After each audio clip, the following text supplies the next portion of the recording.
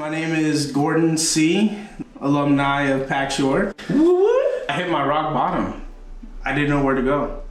I thought for years I was able to do it by myself. I always thought I got it. AA treatment. No, I'm strong. Like the ego of a black man to ask for help like that, it's kind of hard, and I didn't realize that it was a real thing until my dad recognized it in himself years ago. Wow.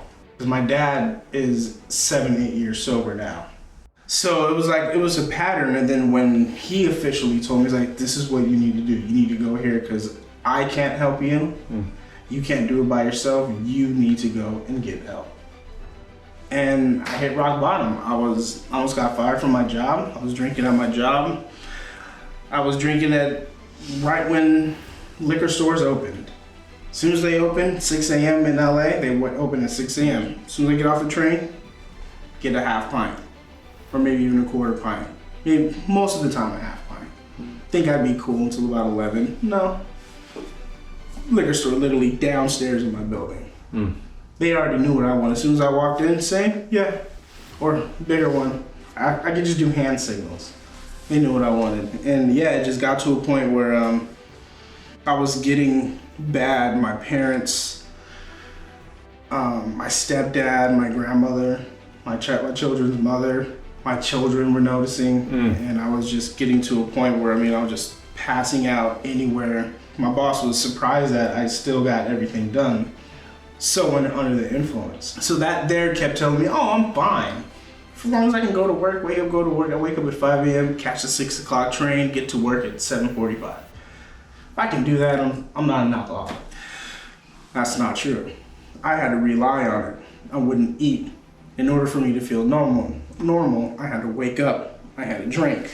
So what was that transition for you when you went from, no, I've got this, to, wait a minute, maybe there is something else? I started seeing everything that my good friend Meehan, who has always reached out to me to get help, but I never did.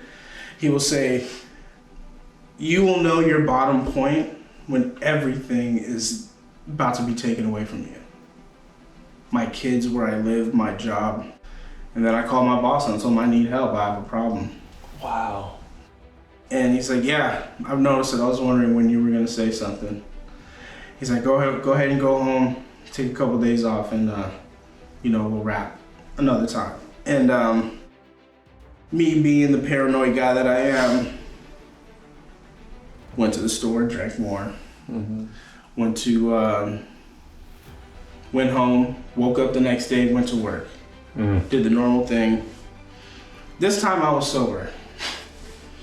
And he came in and he's like, yo, let's talk. And then, we talked for about an hour and a half. And we have a relationship. I've known him for 10 years in this industry. So known him for a long time. Black man to black man. It's like, talking to friends. Like it's different, like loving, tough brotherly love talk. Yeah, it's relatable.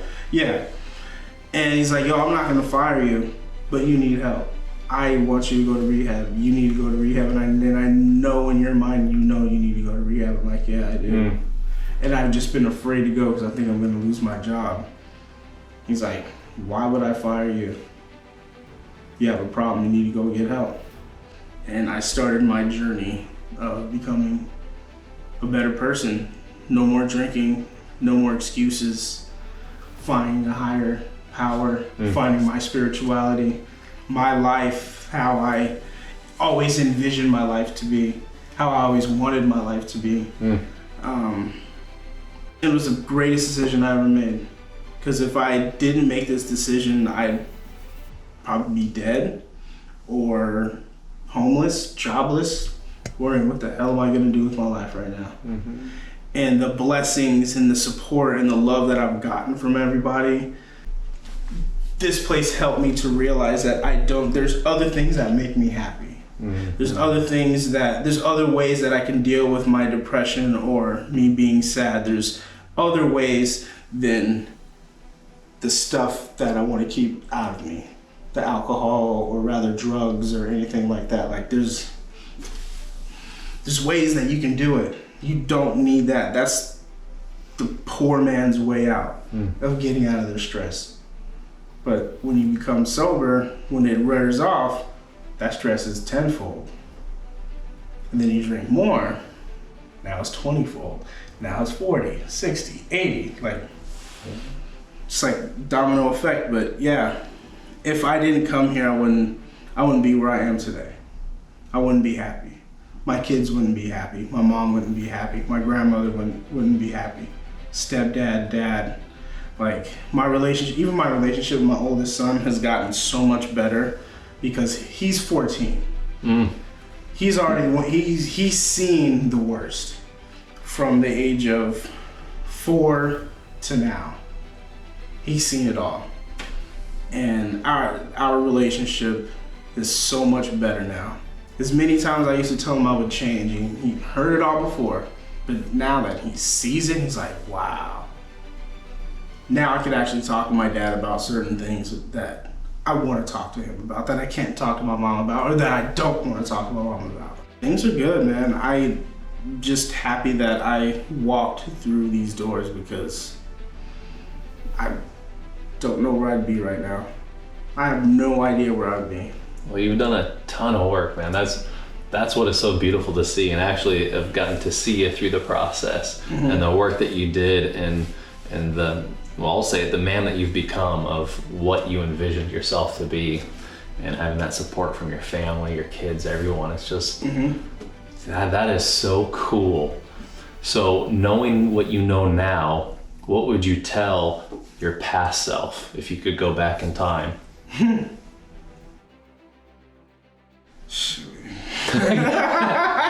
much time do I got? Okay. What would I tell myself? Even just a piece of advice to the old you, that person that was in pain, that saw drinking as the solution, knowing what you know now.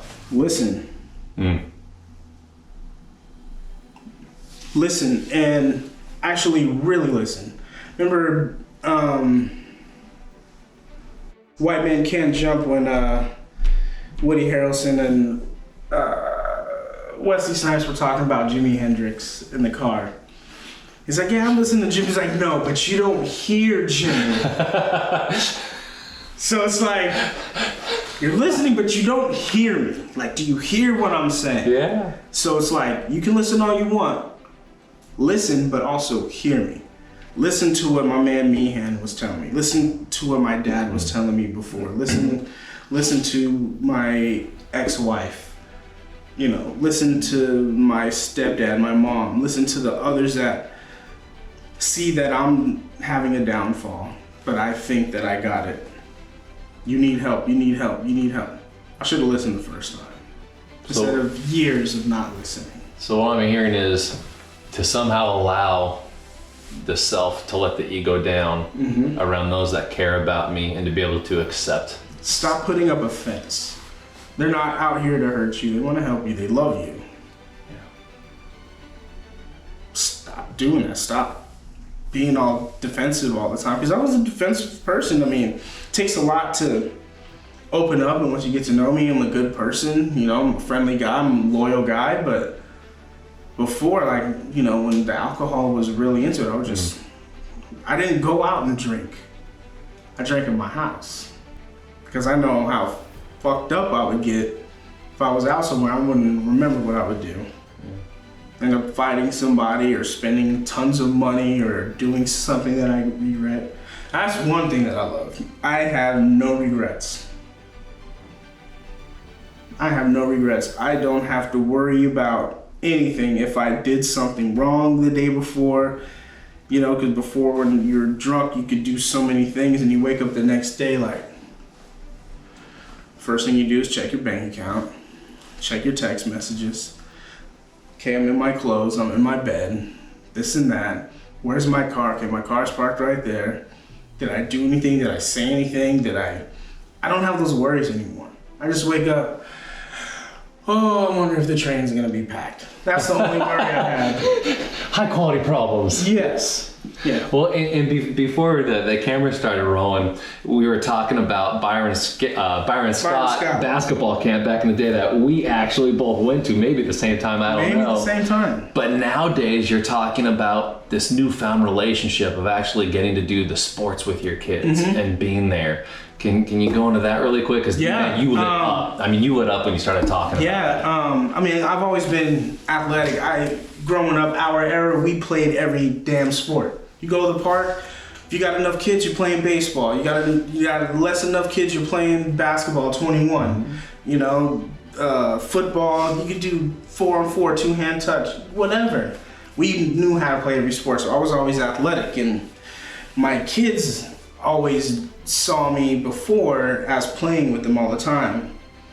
But I was always drinking, so I never took them as many times because I couldn't drive anywhere. And where we would live, there was no parks to go play with them. So, I wasn't driving. Oh, we'll go tomorrow.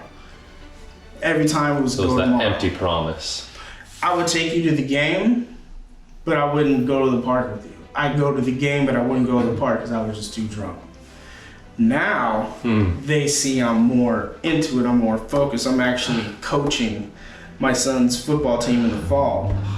I was assistant coach for my daughter's soccer. I was assistant coach for my son's basketball. My oldest son can't wait to come down here and train with me. Like, everything has like totally changed because like now I'm motivated to do it. Like, I want to do it. Like this morning, I had a meeting at 10:30 because I work in LA. I had a meeting at 10:30 at our third-party warehouse in Irvine, and I was like, damn, I'm not gonna be able to hit the gym today. What did I do? Woke up at 5. I wake up at 5 a.m. anyway, but went to the gym, got it in, and then went to my meeting. Now I'm here, but like before, I would never do that. I would say it. Oh, I got a couple more hours. I'll sober up, go to sleep, wake up, just like, oh, I'm not going to the gym. I was just like, everything's easier. You know what I mean? And then the blessings that you get, like, just blessings upon blessings. And I remember going to meetings, like, how people would say, like, my life is so much better now because I have a wonderful life. Things happen. I remember this guy, it was at the Newport Club, the one at Newport, and the guy says, like, man, I had owed so much money in taxes. I was in debt, this and that, worried about it all the time. As soon as I started working my steps, became sober, praying on it all the time, this and that, I was able to pay that off. I'm now a homeowner, got a car, this and that. And then I started hearing that from everybody. And I'm like, these guys don't know each other. This is not in the book. This is not something that they talk about in every meeting. This is something that's really truly happened. Like Jerry's meeting, 75 people in there aren't lying. It's the power of this environment. Yeah, and I love going to Jerry's meeting. Unfortunately, I haven't been in a couple weeks, but I say before I came into the program, you wouldn't catch me at an AA meeting. I went maybe once, but the whole time I'm in there, okay, there's a liquor store right around the corner. Okay, when does this come out? Okay, so I go to the liquor store. Now I look forward to it. Like I schedule like with my child's mother, just okay, Tuesday nights I go. Now it's like Saturdays and Thursdays. I look forward to going. I look forward to seeing people. Like, never thought I would get people's numbers just to call them randomly, just to talk to them, see how they're doing, and it feels good. Like, I like it.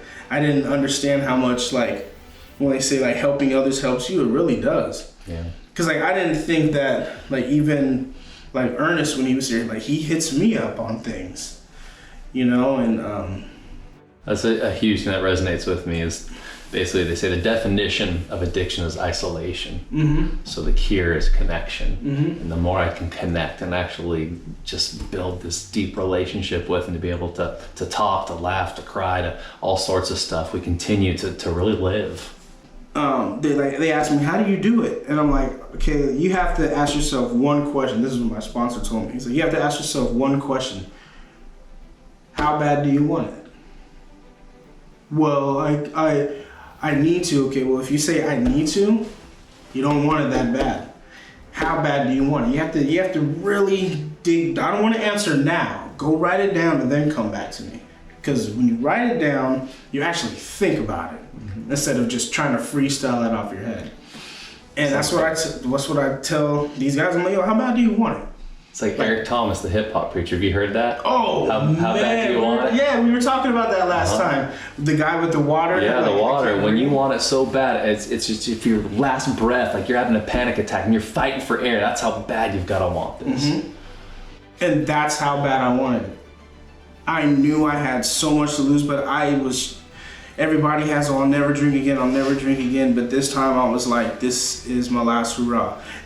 He says, I have 10 years sobriety. I went to one recovery home and I've never relapsed. And he's like, and he said, the thing is, you have to ask yourself, how bad do you want it? Why do you want it?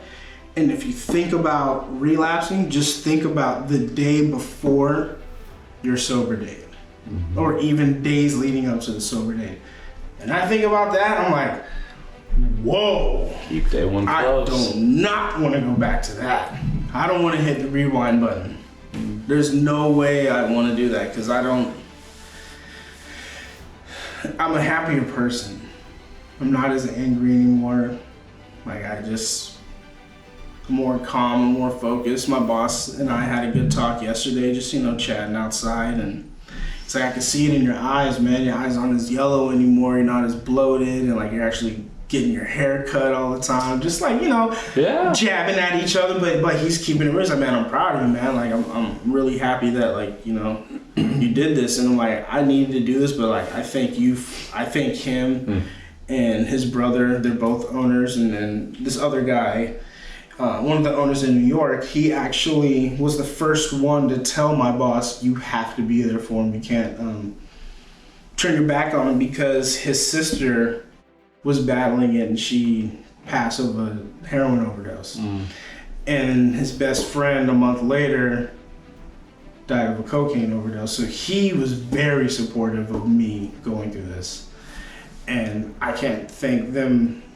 I can only thank them so much, because man, I was scared every day. Like, am I gonna have a job still? Am I have a job still? And my boss called me like a week before I was leaving.